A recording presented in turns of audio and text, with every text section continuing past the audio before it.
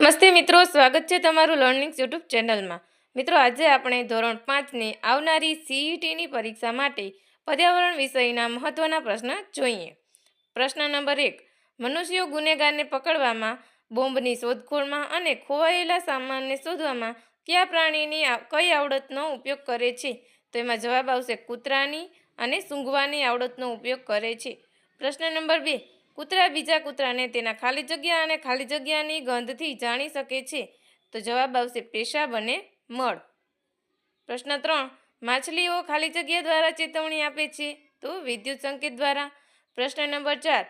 રાત્રે જાગનારા પ્રાણીઓ વસ્તુઓને કયા કયા રંગમાં જોઈ શકે છે? તો કાળા અને સફેદ.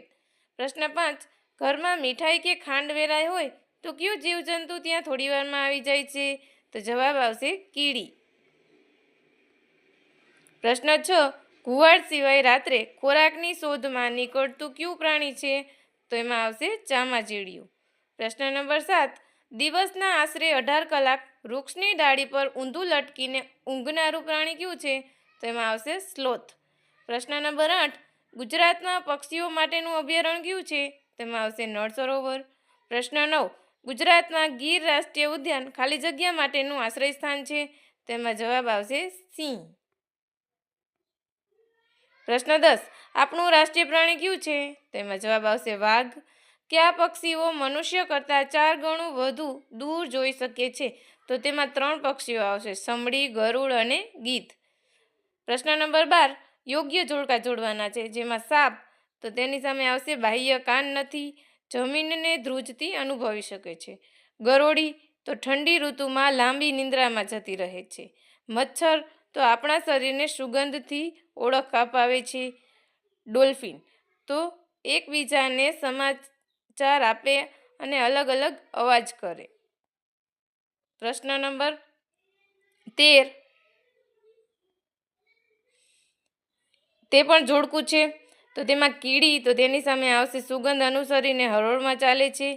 બીજું છે રેશમનો કીડો, તેમાં આવશે પુરુષ ક્રીડા અને તેની સ્ત્રી જાતિને સુગંધથી ઓળખી શકે છે. ઘુવડ, તો માણસની જેમ માથા પર આગળની તરફ આંખ હોય છે. લંગૂર, તો જંગલમાં બીજા પ્રાણીઓને વાઘ અથવા ચિત્તાના ભયથી સાવધાન કરે છે. પ્રશ્ન નંબર 14.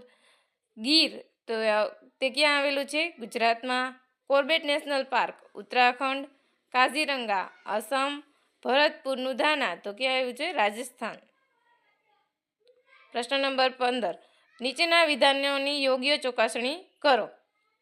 તો પેલું વિધાન છે વાઘની મૂછો ખૂબ જ સંવેદનશીલ હોય, મનુષ્ય કરતાં 6 ગણું સારી રીતે જોઈ શકે છે. તો તે સાચું છે. વિધાન બી, વાઘ પોતાના વિસ્તારને પેશાબથી નિશાની બનાવી અલગ પાડે છે. તે વાક્ય પણ સાચું છે. વિધાન સી, સ્લોથ પ્રાણી વાઘ જેવું જ લાગે છે. તો વિધાન સી ખોટું છે. વિધાન ડી, વાઘ અલગ અલગ કાર્યો માટે અલગ અલગ અવાજ કરે છે. તો તે પણ સાચું છે. પ્રશ્ન 16. વિભાગ અ અને વિભાગ બ.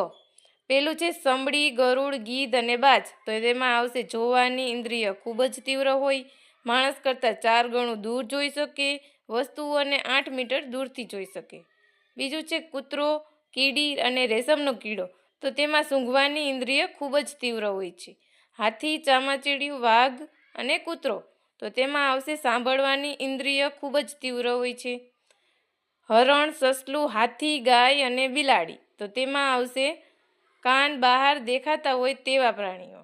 મોર, માછલી, મગર, કબૂતર અને ગરોળી.